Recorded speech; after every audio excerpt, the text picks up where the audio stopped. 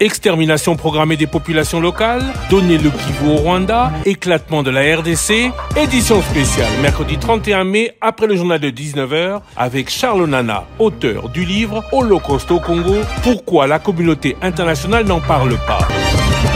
Rediffusion mercredi 31 mai après le journal de minuit, jeudi 1er juin après le journal de 7h.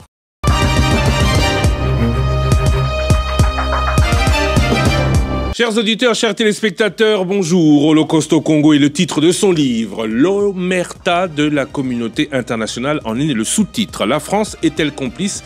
Et l'autre question qu'il se pose, car des questions, il y en a beaucoup. L'auteur Charles Onana, on parle d'un livre, nous vient du Cameroun. Il fait préfacer l'ancien ministre français de la Défense, Charles Million. Monsieur Charles Onana, bonjour. Oui, bonjour.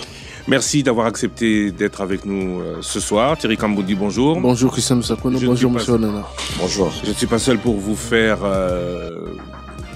cet entretien sur un livre, un ouvrage pour réhabiliter la vérité historique. Ça, ce sera ma question. La première, faire mieux connaître les faits ou soulever les responsabilités?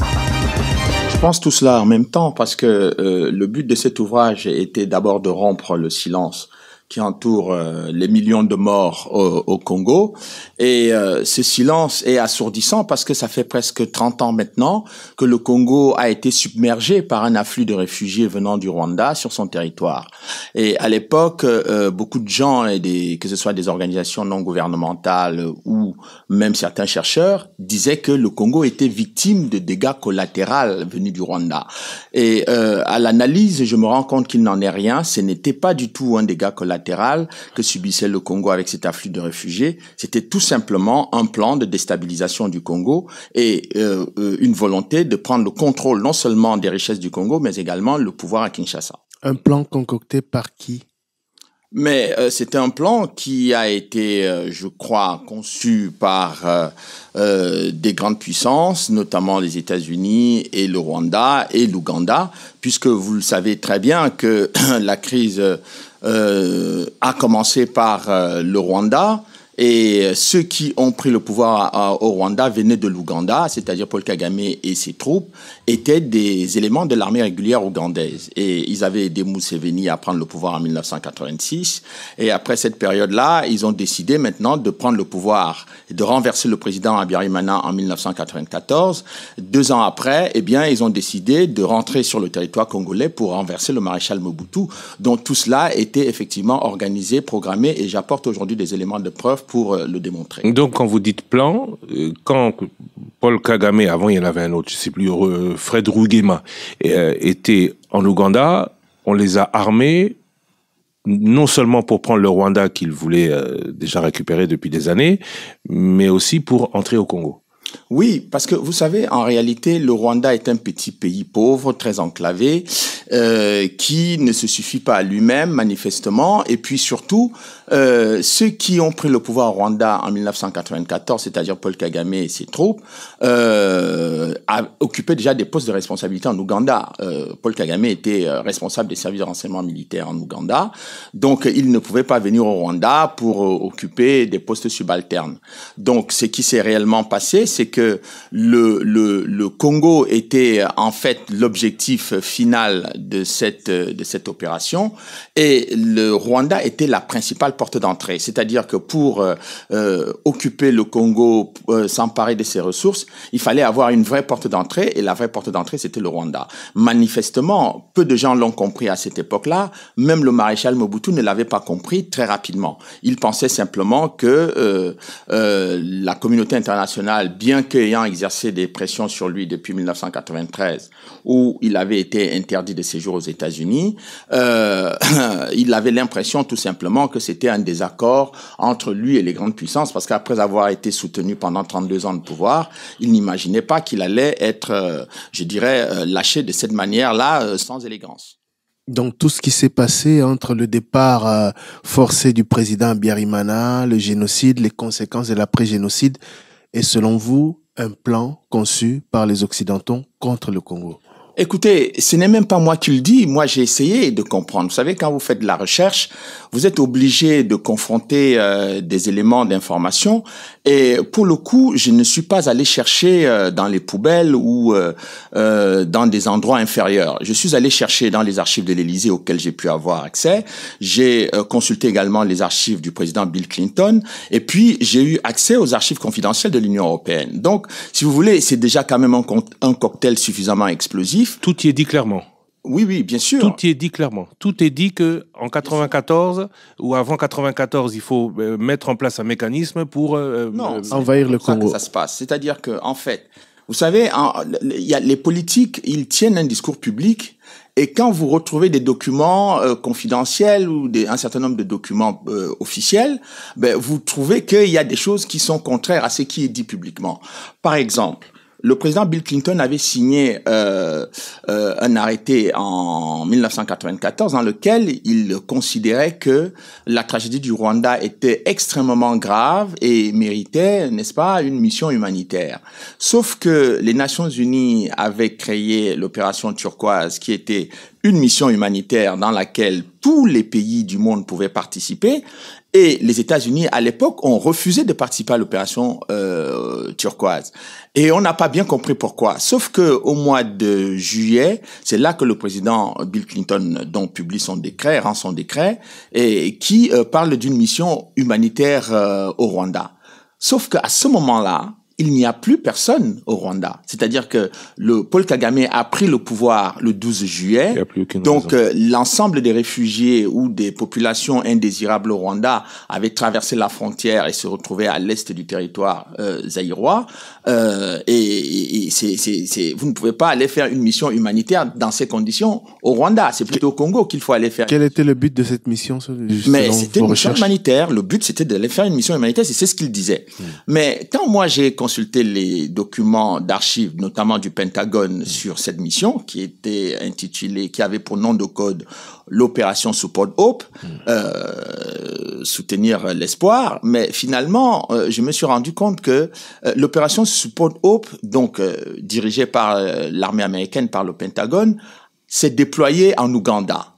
Et donc, pendant plusieurs mois, cette opération avait envoyé effectivement des forces spéciales, des gens qui participent à la lutte anti-insurrectionnelle. Et puis, il y avait tout un dispositif qui était avec des éléments de services de renseignement qui était quand même très important.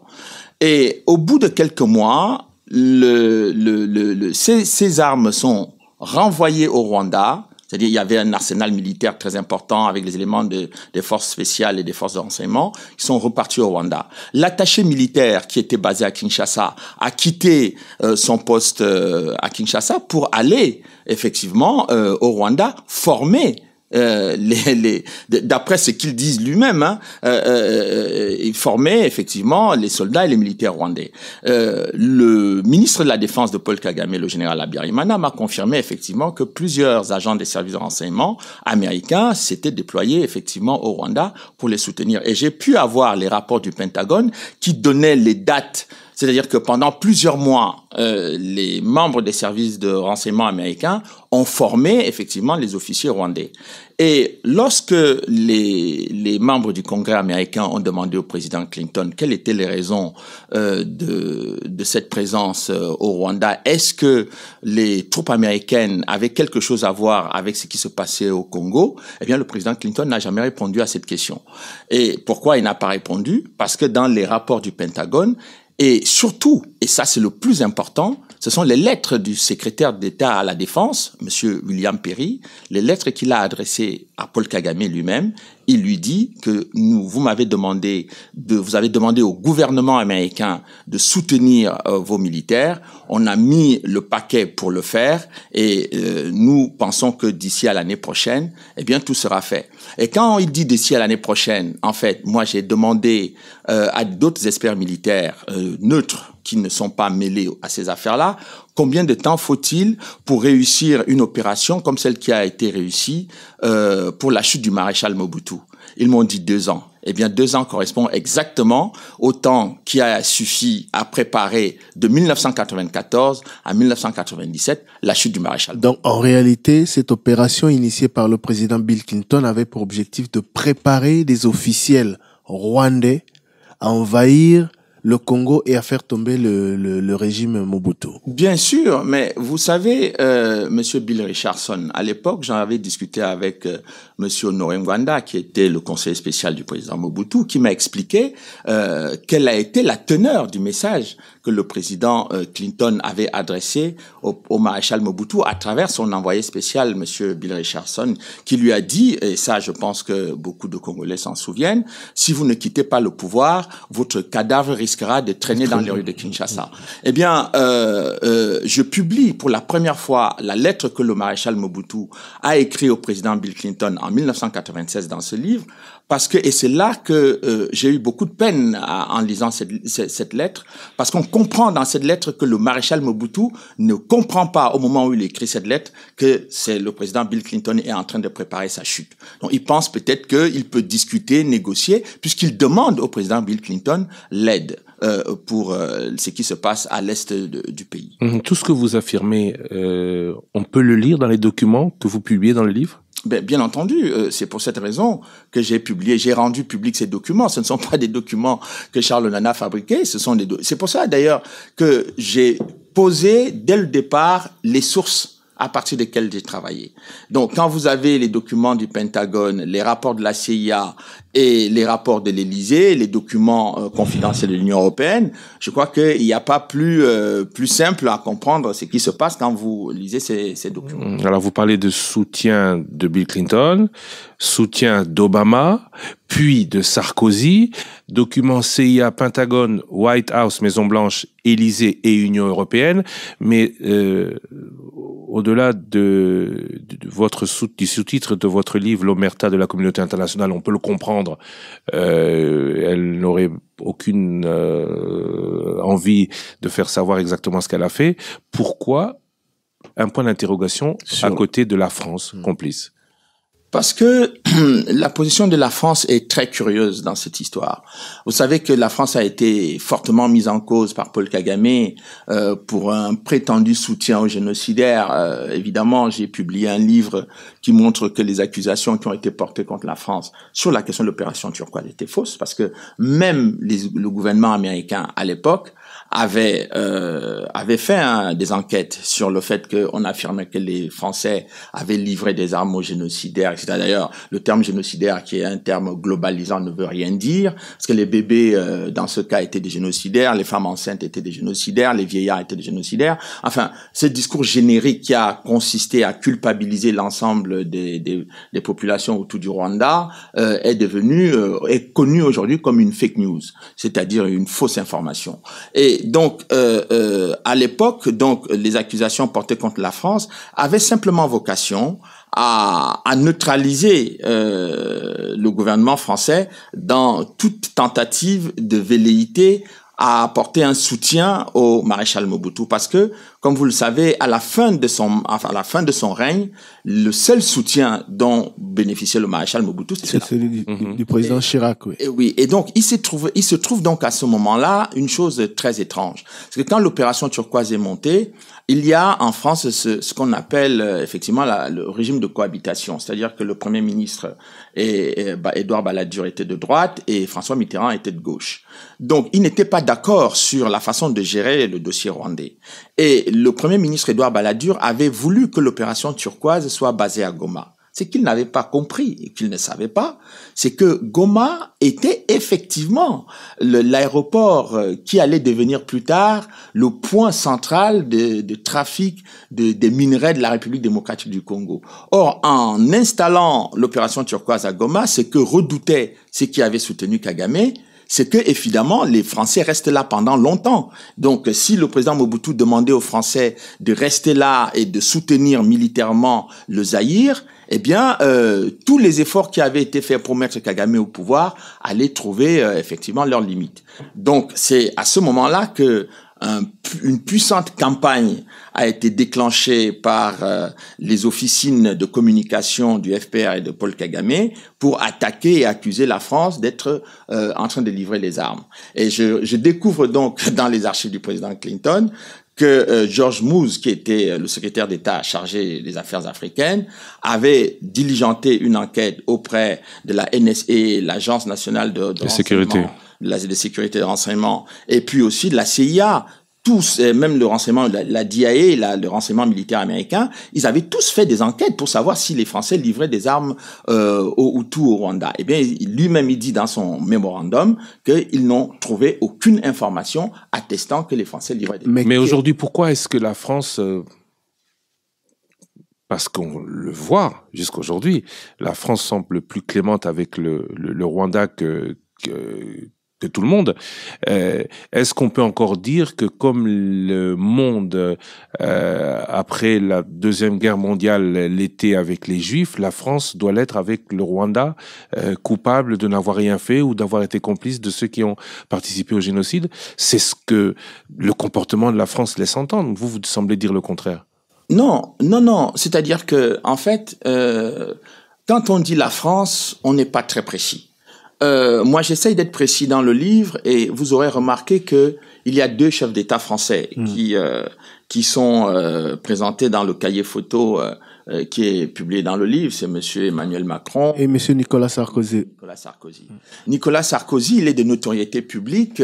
En 2010, lors d'une conférence des ambassadeurs, il avait dit que les Congolais devaient partager leurs richesses avec le Rwanda. Il l'a dit à Kinshasa, devant le Parlement réuni en congrès. Bon, voilà. Et donc, les Congolais ont été outrés par ce type de déclaration. Je me souviens que je me suis posé la question de savoir si on pouvait demander à Monsieur Sarkozy de partager les richesses de la France avec la Grèce ou le Portugal. Est-ce que les Français seraient d'accord avec ce type de lecture? Et comment on peut donc avoir la prétention d'aller dire aux Français, aux Congolais, ce qu'ils doivent faire avec leurs richesses? Et jamais, à aucun moment, on a vu Monsieur Sarkozy critiquer Paul Kagame. Au contraire, il s'est rapproché beaucoup de Paul Kagame et il a fini par dire que le Rwanda était devenu le partenaire stratégique de la France. Et tout cela, après s'être rendu au Rwanda, faire quelques génuflexions devant Kagame, en implorant le pardon de la France en tant que président de la République. Et je me souviens qu'en 94, le même Nicolas Sarkozy était porte-parole du gouvernement français et il disait que la France était bien comportée. Oui, l'opération. Donc 2 Sarkozy. Donc le Sarkozy qui dit que la France est coupable et il va demander pardon, et celui de 94 qui dit que la France est bien comportée. Qu'est-ce qui a changé? Qu'est-ce qui a changé justement? Vous le dites dans le livre. Ce qui a changé, c'est que le président Jacques Chirac n'avait pas eu cette attitude-là. Jacques Chirac était resté très distant vis-à-vis de Kagame par rapport à toutes ces déclarations incendiaires contre la France et contre les militaires français.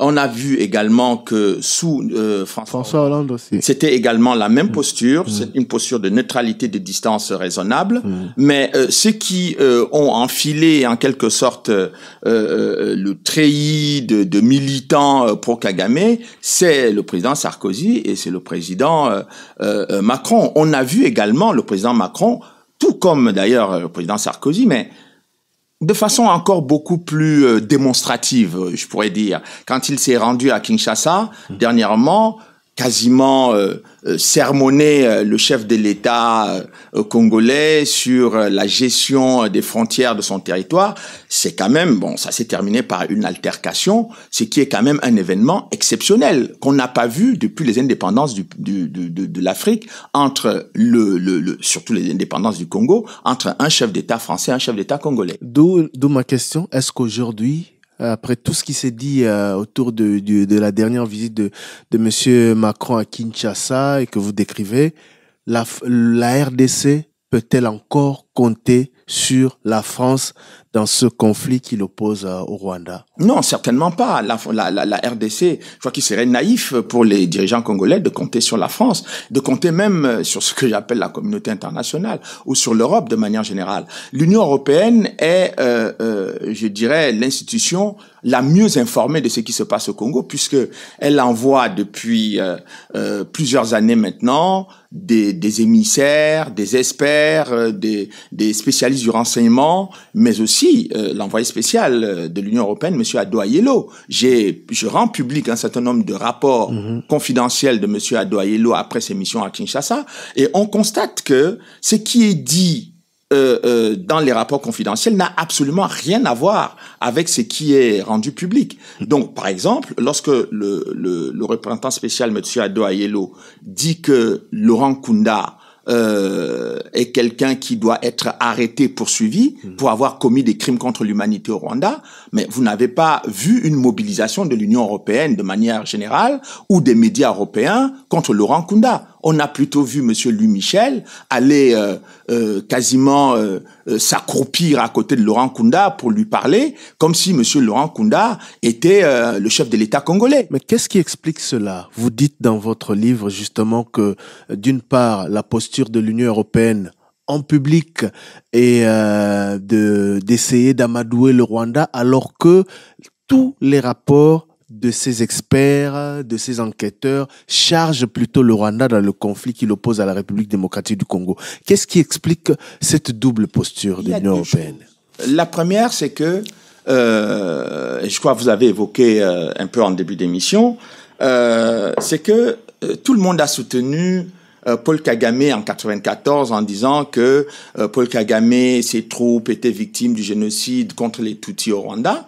Sauf que là, pour le coup, ce sont les Tutsis de l'armée de Paul Kagame qui vont envahir le Congo, qui massacrent les populations civiles au Congo, qui commettent des viols massifs contre les femmes congolaises, alors que les Congolais n'ont jamais rien fait aux Rwandais. Au contraire, les Congolais ont accueilli les Rwandais à la suite de leur guerre en 1959. Ils ont accueilli les Tutsis sans aucun problème. En 94, ils ont encore accueilli, malgré les difficultés, les capacités d'accueil qui étaient insuffisantes au Congo. Les Congolais ont accueilli des millions de Rwandais chez eux. Donc, qu'est-ce qui peut expliquer aujourd'hui qu'on vienne payer, on vient faire payer très cher aux Congolais leur générosité? Ça, c'est quelque chose que la communauté ou les Européens doivent expliquer. La deuxième chose, je crois, c'est que, eh bien, je l'ai dit tout à l'heure, comme il était prévu que Paul Kagame allait être celui qui allait, je dirais, à peu près administrer le Congo après la chute du maréchal Mobutu, eh bien, personne n'a envie de dire aujourd'hui à Paul Kagame que ce que vous faites au Congo est d'abord une violation des conventions internationales. Il n'y a aucune loi qui dit que vous devez envahir le pays voisin. C'est même d'ailleurs contraire à ce qu'on appelle aujourd'hui la notion de l'intangibilité des frontières a été la colonisation. Un principe cher à l'Union africaine.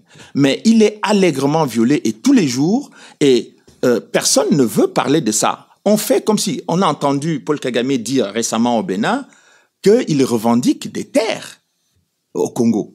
Mais il y a personne qui a, ni au niveau international, ni au niveau européen, qui a considéré que c'était une attaque claire contre la souveraineté du Congo. Donc, cette attitude vis-à-vis du Rwanda vient effectivement de cette double posture de l'Union européenne qui, d'un côté, a soutenu Paul Kagame pour la création d'un tribunal pénal international pour les crimes commis au Rwanda en 1994.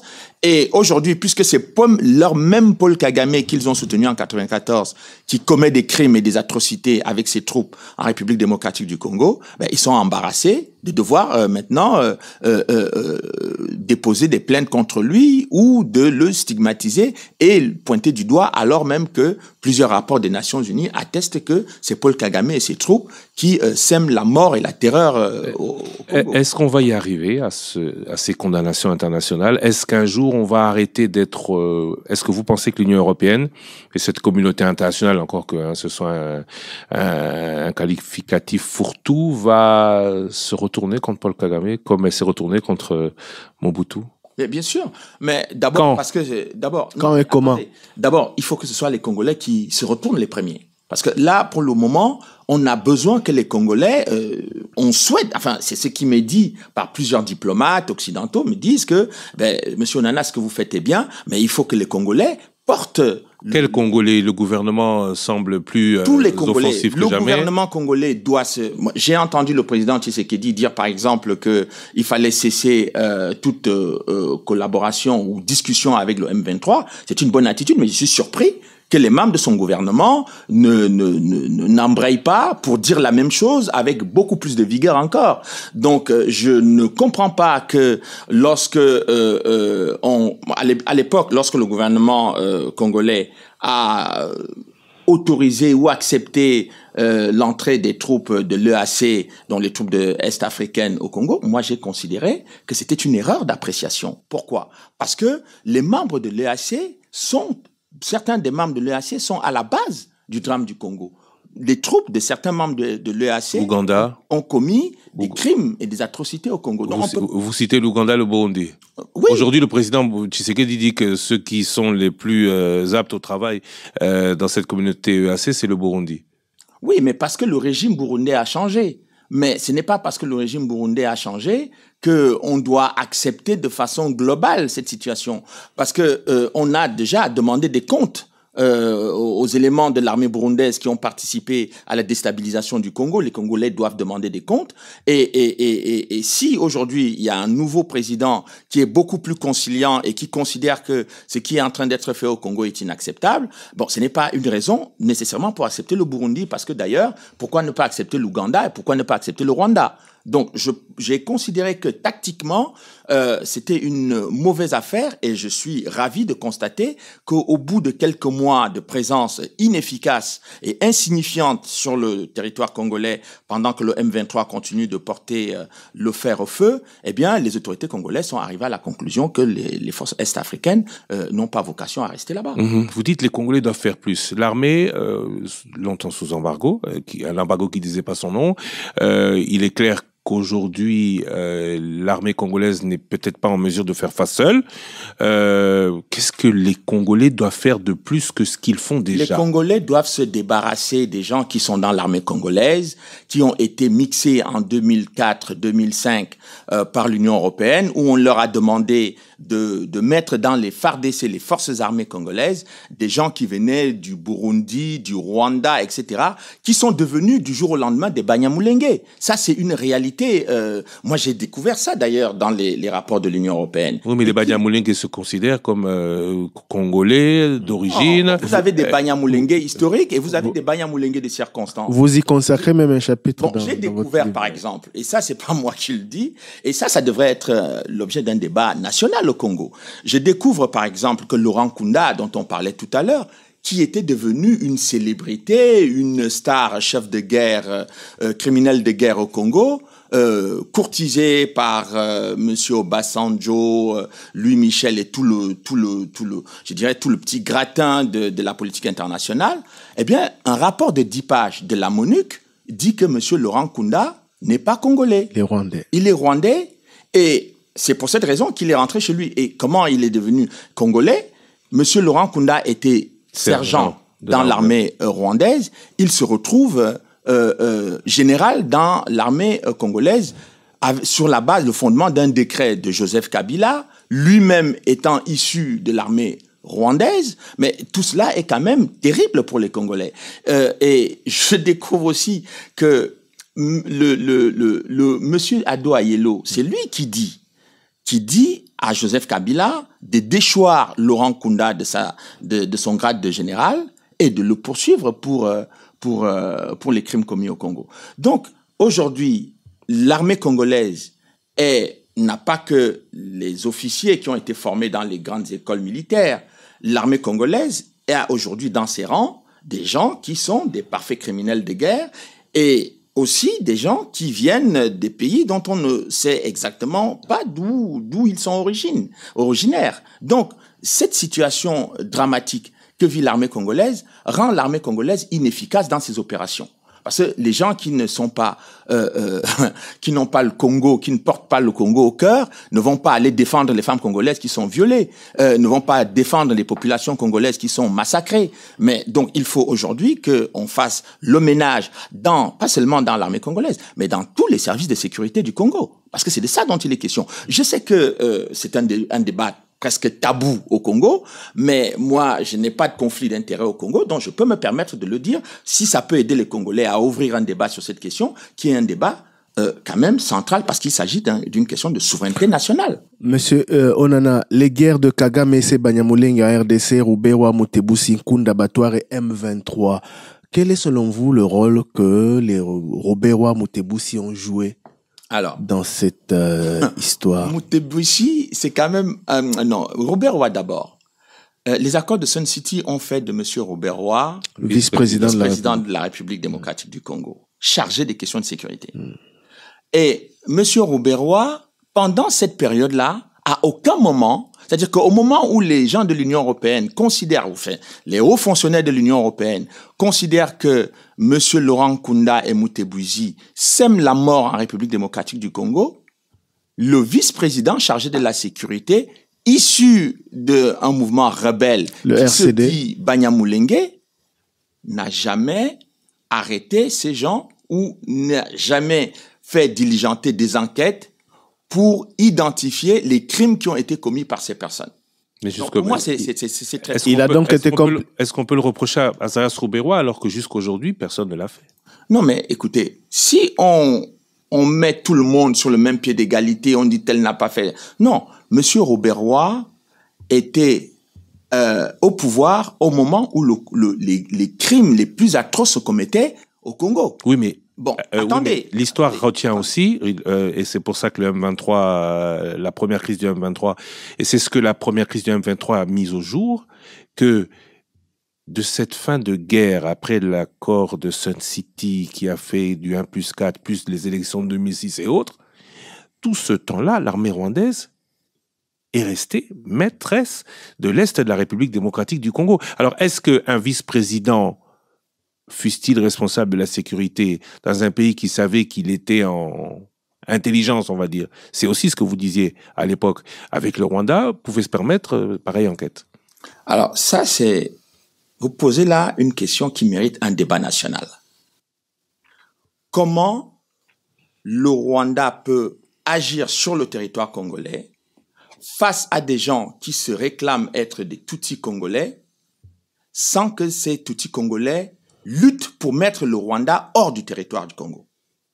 Comment peut-on accepter que des gens qui disent qu'ils sont congolais, eh bien, laissent des gens qui se disent eux-mêmes Tutsis congolais massacrer les Congolais qui ne leur ont rien fait? Mais par milliers. La réponse est justement dans le fait que jusqu'au M23, jusqu'au moment où on parlait de faire sortir ces soldats congolais hier rebelles ou les éloigner de l'Est de la République démocratique du Congo, ce qui a fallu tous les derniers conflits, c'était toujours le Rwanda à la manœuvre. Oui, mais le Rwanda n'agit pas seul. Le Rwanda, si le Rwanda soutient le M23, vous avez constaté que les Nations Unies ont constaté que le Rwanda a soutenu le RCD de M. Azarias Ruberwa, que le Rwanda a soutenu le mouvement de Laurent Nkunda, que le Rwanda a soutenu M. Mutebusi, et que ces gens-là ont commis des atrocités en République démocratique du Congo. Pourquoi les Congolais ont-ils peur de mettre ces gens, de demander des comptes à ces gens qui sont aujourd'hui reconnus dans les rapports de l'Union européenne comme des gens qui ont commis des crimes? On devrait les traduire en justice? Mais bien entendu, mais enfin, écoutez, M. Ado Ayelo a demandé que des poursuites soient diligentées contre M. Nkunda. M. Mutebusi, on nous a dit que M. Mutebusi, il est mort au Rwanda. Mais est-ce qu'on a demandé un certificat de décès pour savoir? Parce qu'une action judiciaire s'estompe avec la mort de l'individu. Est-ce que les autorités congolaises ont demandé un certificat de décès de M. Mutebusi? Aujourd'hui, d'ailleurs, encore, pour toutes ces personnes qui sont aujourd'hui encore en République démocratique du Congo, qui ont dirigé des rébellions, qui ont commis des atrocités sur le territoire.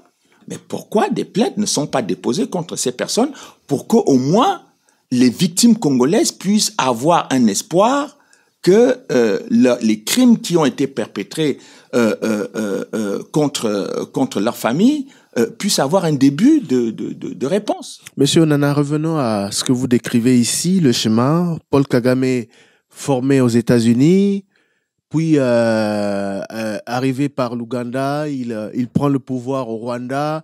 Aujourd'hui, vous dites qu'il occupe à travers ses troupes la République démocratique du Congo où il sème la mort pour exploiter les richesses minières de la République démocratique du Congo avec des multinationales anglo-saxons, vous dites. Comment ça se passe? Comment vous décrivez cela très exactement et comment vous expliquez le silence des Nations Unies et de l'Union européenne et de tous qui connaissent la situation, qui savent comment la République démocratique du Congo dans sa partie Est est pillée avec la complicité des Occidentaux? Bon, on a affaire à une situation, je crois que c'est l'une des situations les plus dramatiques que l'Afrique ait connues depuis les indépendances. On se retrouve devant une situation où le peuple congolais aujourd'hui n'a même pas le droit de pleurer ses morts. Le peuple congolais n'a pas le droit de se plaindre, d'après l'attitude qui est affichée vis-à-vis du peuple congolais. Kagame, il faut savoir que dans la question que vous posez, le coltan, qui sert aujourd'hui à la fabrication des téléphones portables, des ordinateurs, etc., les batteries, est un produit stratégique de la défense des États-Unis depuis 1942. Ouais. Et les États-Unis savent que le coltan est dans le sous-sol congolais depuis longtemps. J'ai vu un certain nombre de documents d'archives qui répertorient quasiment tous les minerais qui se trouvent dans le sous-sol du Congo aux États-Unis. Ils ont répertorié toutes les thèses, toutes les études qui ont été faites, que ce soit par des ingénieurs congolais ou des ingénieurs étrangers. Ils ont répertorié tout cela au sein du département d'État. Ils ont toutes ces informations. Donc, ils le savent. La deuxième chose aujourd'hui, c'est que le cobalt qui sert à la fabrication des voitures électriques. Le cobalt est aujourd'hui, le Congo est aujourd'hui le premier producteur mondial de cobalt, avec plus de 70% de production et des réserves les plus importantes du monde. Et donc, les experts considèrent que le cobalt, la demande de coltan a triplé depuis 2011. Et cette demande va progresser jusqu'en 2030 au moins. C'est-à-dire que toutes les entreprises et les États qui peuvent se procurer le cobalt vont avoir des milliards et des milliards de dollars ou en euros dans les 10-15 prochaines années. Et cela ne peut être exploité qu'avec le Rwanda. C'est au Congo. Pourquoi est-ce que ne pas trouver d'interlocuteur congolais pour se faire? C'est exactement ce que j'étais donc en train de dire quand je disais que c'est les Congolais qui doivent très rapidement se mobiliser pour d'abord bouter les envahisseurs hors de leurs frontières. Oui, ça on va le dire, mais je voudrais comprendre le schéma. Comment ça se passe exactement? Comment ces minéraux sont pillés et exploités avec la complicité des... Toutes ces rébellions qui ont été... le terme rébellion, je crois qu'il est... dépassé. Il n'est même pas approprié par rapport à la situation du Congo. Il s'agit de troupes ou de milices formées par le Rwanda, financées et soutenues par le Rwanda, qui entrent en République démocratique du Congo. Puis, vous savez, j'avais eu un proche de Paul Kagame, un officier, qui m'a expliqué à l'époque, quand James Kabarebe est devenu chef d'état-major de l'armée congolaise, je ne crois pas qu'il y a eu dans l'histoire du Rwanda un Congolais qui est devenu chef d'état-major au Rwanda. Mais il m'expliquait que à l'époque, quand il venait d'arriver, il venait piller le diamant.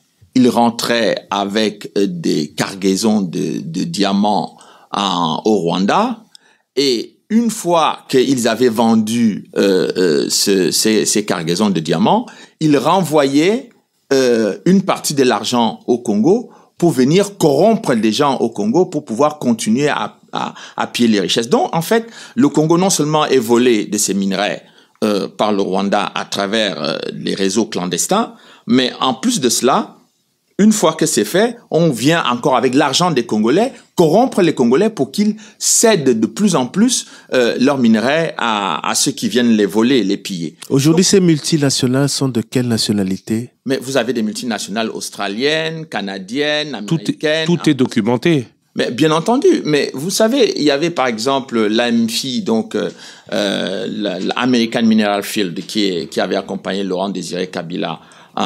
C'est une entreprise qui vient du fief du président Bill Clinton aux États-Unis. Donc il y a plusieurs. D'ailleurs, c'est étrange parce que je n'ai pas beaucoup évoqué cet aspect dans mon livre, mais j'en avais parlé déjà dans le précédent livre sur l'opération turquoise. On a retrouvé des troupes australiennes, canadiennes, etc., qui se sont retrouvées au Rwanda en 1994. Donc, on n'est pas dans une affaire où vous avez affaire à Kagame et quelques... Non, c'est Kagame et des grandes puissances. Et c'est pour cette raison que personne ne veut critiquer Kagame parce que ces grandes puissances soutiennent son action de déstabilisation. Et se retrouvent dans cette magouille. Tout le monde y trouve son compte. Voilà. L'une des faiblesses que j'ai retrouvées, je vais poser mes deux dernières questions, dans cet ouvrage, c'est que vous dites plus de 10 millions de morts. Cette thèse, depuis de nombreuses années, est portée par plus d'un, pas que vous, mais vous n'avez pas réussi, contrairement à d'autres thèses que vous évoquez ici, à appuyer ce nombre de morts par des éléments de preuve. La particularité d'un bon chercheur, c'est l'humilité. Je ne prétends pas, ce que je dis, c'est pas la Bible, hein, j'apporte des éléments suffisamment sur d'autres choses. Donc, mon objectif n'était pas de travailler spécifiquement sur le nombre des victimes. Mon objectif, c'était d'expliquer ce qui se passe, pourquoi le peuple congolais est massacré massivement sur l'étendue de son territoire. Maintenant, si on veut débattre des questions de mort, du nombre de victimes, d'abord, je ne crois pas que le fait de diminuer ou d'augmenter le nombre de victimes change quelque chose. Je suis d'accord avec vous. Bon, mais ceux qui ont envie de débattre de ça, moi je suis ouvert pour débattre de ça. Combien d'organisations internationales sont restées au Congo compter les morts depuis 1994? C'est la raison de ma question. Mais oui, mais c'est pas moi qu'il faut la poser. Est-ce que ces chiffres vous avez sont un mauvais exacts? interlocuteur. Non, vous avez un mauvais interlocuteur. Vous êtes chercheur. Ça se trouve sur votre livre. Vous dites plus de 10 millions de morts. Si vous voulez... J'ai le droit de vous poser des questions. Oui, mais la question de savoir, c'est sur quelle base? Je n'ai pas refusé cette question. Si vous dites que c'est le président Tshisekedi l'a dit, est-ce que vous pensez que le président Tshisekedi n'a pas suffisamment d'informations et de faits pour étayer cela? J'ai été clair, monsieur Onana. Je dis que nous tous, Congolais, depuis de nombreuses années, mais c'est à vous, Congolais, de travailler. Donc, c'est à vous, Congolais, de travailler. Moi, j'ai fait ma part. J'ai fait le travail que j'avais à faire. C'est à vous, Congolais, maintenant, de tout faire pour déterrer là où il y a des fosses communes, de retrouver des fosses communes et de faire venir des médecins légistes et de travailler de manière à ce que vous puissiez avoir une comptabilité précise parce que les morts congolais sont au Congo. Ma dernière question, c'est l'attitude des autorités congolaises depuis toutes ces années. Ici, vous évoquez beaucoup d'extraits du discours du président Tshisekedi. Que doivent faire les autorités congolaises visiblement impuissantes face à ce complot de la communauté internationale? Je ne crois pas que les autorités congolaises sont impuissantes. Il y a probablement, comme je l'ai dit au Congo, des gens à l'intérieur de l'appareil sécuritaire congolais et peut-être l'appareil d'État qui entravent la volonté peut-être du président Tshisekedi, peut-être d'autres Congolais qui sont au sein du gouvernement, qui ont envie de travailler, et les forces qui travaillent pour la déstabilisation du Congo et contre les Congolais sont à l'intérieur. Comme on dit souvent, quand le verre est dans le fruit, ça devient compliqué. Alors quelque chose qui paraît simple, vous savez, en 1940, et ça, c'est important pour les Congolais de voir l'histoire. Parce que ce qui arrive au Congo est déjà arrivé à la France, où nous sommes là actuellement. En 1940, lorsque la France était occupée par l'Allemagne, il y avait des Français qui travaillaient contre les patriotes français. Il y avait des Français qui soutenaient l'action de l'occupant. Il y avait des Français qui étaient pour la domination de l'occupant sur le territoire français. Eh bien, il a fallu qu'il y ait le général de Gaulle et quelques patriotes qui se sont levés et qui ont mis un terme à cette histoire. Et je pense que cela peut aussi donner des idées aux Congolais pour dire qu'on ne peut pas accepter qu'un pays dont nous avons toujours accueilli les populations, on ne peut pas accepter que ces populations-là viennent nous dominer chez nous, piller nos richesses, violer nos femmes et nos enfants, et on ne fait rien. Il faut agir. Holocauste au Congo, Charles Nana, auteur de ce livre intéressant, l'omerta de la communauté internationale. Alors, question par rapport à ce sous-titre, trop loin, trop compliqué pour les opinions publiques européennes. Pourquoi je dis ça? Si les autorités occidentales, comme on dit, n'ont pas intérêt à le dire, leur opinion publique pourrait s'en émouvoir. Mais est-ce que le Congo est trop loin, trop compliqué pour elle? Non, à peu près 6 heures d'avion, 6 heures de vol. Trop compliqué? Non, pas du tout. C'est une histoire humaine.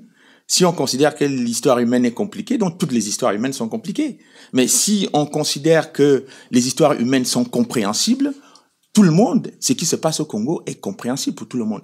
Est-ce que quand on dit qu'il y a des millions de morts au Congo, ce n'est pas compréhensible? Quand on dit qu'il y a des femmes violées qui n'ont fait de mal à personne, qui sont violées dans leur village, dans leur maison, est-ce que c'est compliqué à comprendre? Non, je ne crois pas. Ces pages de sang devraient faire la honte de l'Occident si elles daignaient ouvrir les yeux. Ça, c'est dans la préface du ministre de la Défense de la France 95-97, Charles Millon. Mais tout ce que vous condamnez, tout ce que vos rapports vous permettent de dire, c'est pour aboutir à quoi? À uniquement l'exploitation ou à une extermination programmée des populations locales ou à l'éclatement de la RDC? Les trois. Et l'extermination programmée? Oui. Ce qui se passe notamment dans l'Ouest, vous pensez que ça a à voir avec le Rwanda, avec cette politique? Bien sûr. Kwamut et autres? Mais écoutez, ceux qui ont envisagé de détruire le Congo, ils travaillent depuis près de 30 ans.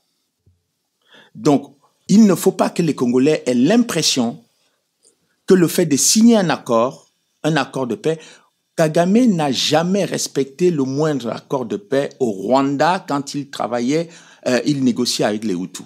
Il n'a jamais respecté un seul accord de paix.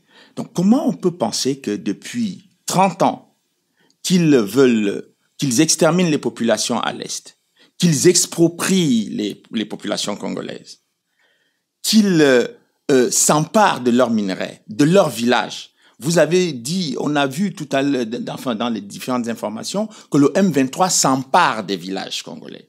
Est-ce que vous pensez vraiment qu'ils vont faire tout ça pour laisser les Congolais chez eux? Non, je ne crois pas. Puisqu'ils sont parvenus à chasser les Hutus du Rwanda, c'est-à-dire que des gens qui sont nés au Rwanda, grandis au Rwanda, vécus avec leurs parents et leurs grandes familles sur des générations, ils sont parvenus à les chasser de leur pays. Je ne crois pas qu'un pays aussi riche que le Congo, ils vont venir au Congo, faire la guerre pendant 30 ans et laisser les Congolais sur place. Le but, c'est quoi donc? Donner le Kivu au Rwanda ou donner tout le Congo au Rwanda?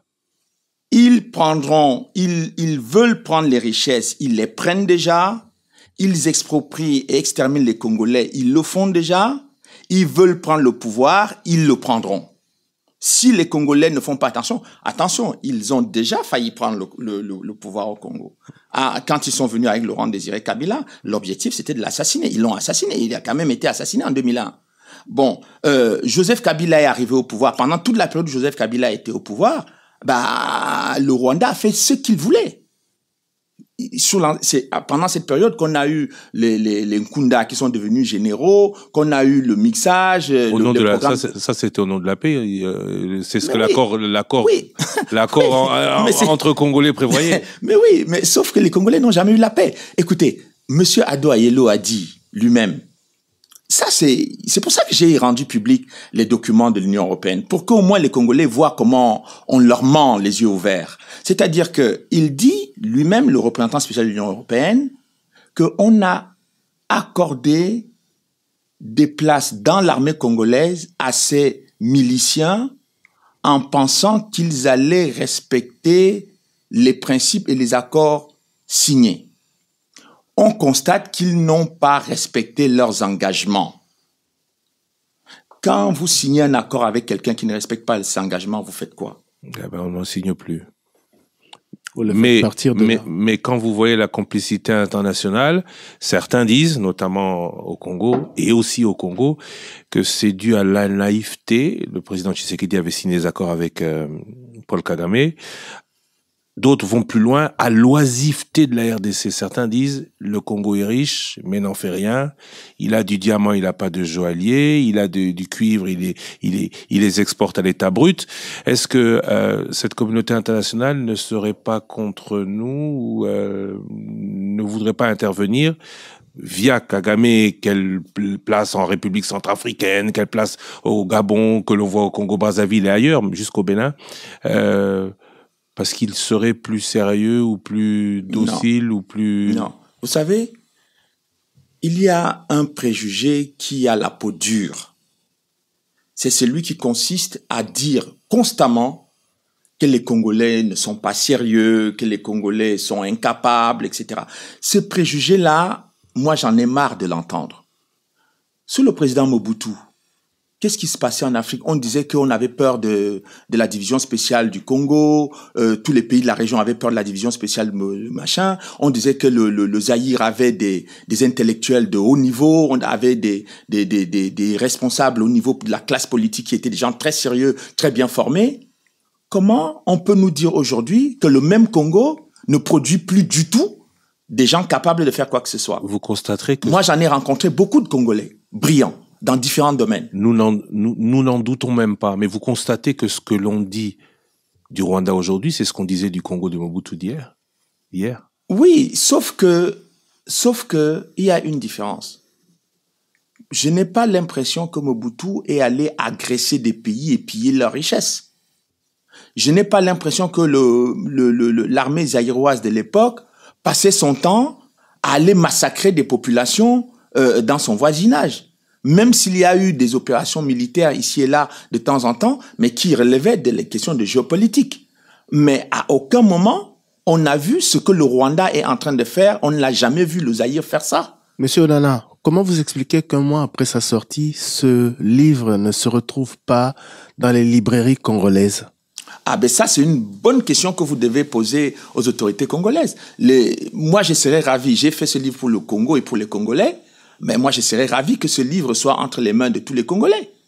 Même ceux qui ne savent pas lire vont avoir des enfants ou des petits-enfants. Vous avez un éditeur. Ce livre a été sorti pour le Congo. Pourquoi vous et votre éditeur ne menez pas des démarches pour le faire parvenir aux Congolais? Tout ce que nous pouvons faire, c'est pas nous qui avons l'autorité de faire entrer le livre sur le... Il y a un problème, il y a un blocage.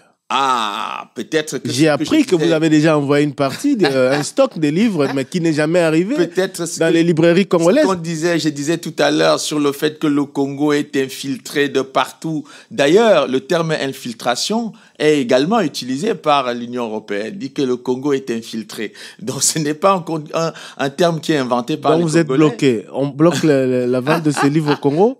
Mais je crois que ceux qui n'ont pas envie que les Congolais comprennent c'est qu'ils sont en train de préparer contre le Congo depuis 30 ans, ont plutôt intérêt à ce que le livre ne soit pas... Est-ce que les autorités congolaises soutiennent votre démarche? Ben, écoutez, de ce que j'ai, des échos qui me parviennent, j'ai quand même l'impression que il y a beaucoup de gens au sein, parce que quand vous dites les autorités congolaises, je ne sais pas à qui vous faites allusion, mais il y a... Vous citez beaucoup le président ici, par exemple. Est-ce que... Non, je cite le président Tshisekedi pour des choses bien qu'il dit. Et là, je pense qu'il n'y a aucun Congolais, bon, même si je sais qu'il y a toujours des affrontements au Congo entre les opposants, mais quand il parle de refus de négociation avec le M23, moi, j'ai dit 2 fois bravo. Est-ce qu'il vous soutient? Je ne sais pas, il faut lui poser la question. Vous lui avez envoyé un livre dédicacé? Oui, je lui ai envoyé un livre dédicacé. Vous avez eu un retour? Pour l'instant, pas encore. À part lui, aucune autre autorité, félicitations, encouragement, ou envoyez-nous des livres pour nos populations. Mais parce que la guerre est aussi communicationnelle avec le Rwanda. Oui, la guerre est aussi historique avec le Rwanda. Nos populations doivent savoir. Oui, vous savez, j'ai reçu des félicitations des intellectuels congolais du Congo et de l'extérieur du Congo. J'ai reçu des félicitations de la population congolaise, des jeunes Congolais. J'en reçois tous les jours et je suis satisfait parce que ceux qui lisent le livre sont touchés par ce qui s'y trouve et je souhaite que ce soit la même chose pour tous les patriotes congolais. Parce que je pense que ce sont les patriotes congolais qui vont défendre le Congo. Ici, vous avez accès à toutes les tribunes? Ici, en France? Non, mais les réseaux de Kagame et de tous les autres m'interdisent, par exemple, de parler sur certaines chaînes de télévision françaises et sur les radios, même du service public. Monsieur Charles Lala, je vous remercie d'avoir accordé de votre précieux temps. Alors, quand on voit votre bibliographie, on voit plus d'une vingtaine de livres. Vous n'avez pas écrit que sur le Rwanda, vous n'avez pas écrit que sur le Congo. Il y a, on va dire, au moins un quart de votre œuvre qui, cependant, se penche sur le sujet. Vous êtes quoi, passionné par le Congo ou cultivez une haine contre le Rwanda? Non, moi, vous savez, la haine n'a jamais été quelque chose qui m'habite dans tout mon travail. Jamais j'ai eu des préoccupations de cet ordre-là. Je crois que, d'ailleurs, quand je suis rentré dans mon travail sur le Rwanda, j'ai toujours dit que quand j'ai, par exemple, enquêté sur l'attentat, j'avais dit si c'était le président Kagame qui avait été victime d'un attentat le 6 avril 1994, j'aurais fait exactement la même enquête. Parce que j'aurais considéré qu'il n'est pas normal qu'on assassine un chef d'État dans un avion. Donc, moi, je n'ai pas de haine. Bon, moi, je comprends que dans la région, les gens aiment la haine, ils aiment développer la haine les uns contre les autres. Mais moi, j'ai défendu Tutsi, Hutu, Congolais, tout le monde. Les gens qui sont pour la paix, pour les Congolais comme les Rwandais ne sont pas venus sur Terre pour être exterminés. C'est pas un projet de vie de venir sur Terre pour être exterminé. Donc, je considère que ceux qui ont cette vision et cette lecture des choses, mais le minimum, c'est que quand même on les dénonce, qu'ils soient critiqués et qu'ils acceptent d'être critiqués. Donc, peut-être que ça va les faire un peu évoluer parce que quand vous exterminez les gens, c'est quand même un niveau très primaire, hein. C'est un comportement primaire. C'est un niveau qui va très loin et celui qui condamne cela prend le fait à ses risques et périls qui sont aussi importants. Oui, ça se passe comment, vous? Oui, mais avec eux, ça se passe comment? Quand vous critiquez les choses qui ne vont pas, parce que humainement, c'est inacceptable. Je pense que si M. Kagame, on exterminait sa famille, il serait pas content. Il dénoncerait, il critiquerait ce qui le ferait. Comment ça se passe entre vous et lui? Mais je me moque de ce qu'il fait, et de sa vie. Il ne m'intéresse pas en tant qu'individu. Comment ça se passe entre vous et le pouvoir rwandais? Mais je n'en sais rien, ça ne m'intéresse même pas. Ça ne m'intéresse. Ils font ce qu'ils font. Écoutez, moi je m'intéresse à l'action publique.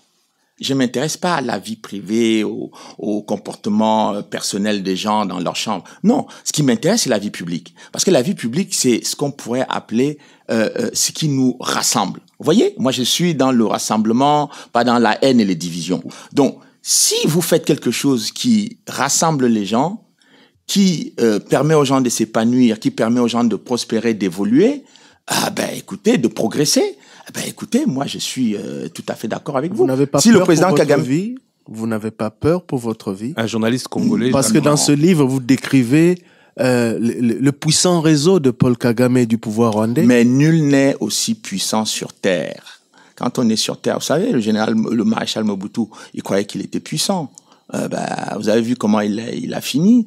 Jonas Savimbi à l'époque pensait qu'il était puissant. Vous avez vu comment il a fini. Donc, Monsieur Kagame, il peut penser pendant sa courte vie, comme toutes nos courtes vies sur Terre, qu'il est puissant, mais il aura peut-être le bonheur ou le malheur de constater qu'il n'est pas si puissant qu'il le pensait. Un journaliste congolais, Jacques Matande, a été exclu, renvoyé sèchement après une interview, longtemps après d'ailleurs, mais à cause d'une interview avec vous.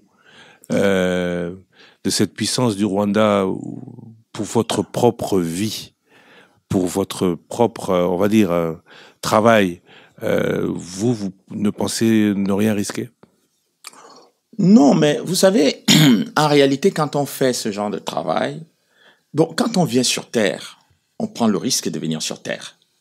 Si vous venez sur Terre et que vous croyez que vous n'avez pris aucun risque, ben, c'est pas la peine de venir sur Terre. Allez chercher une autre planète. Mais la vie sur Terre est une vie de risque, mais c'est surtout une vie passionnante.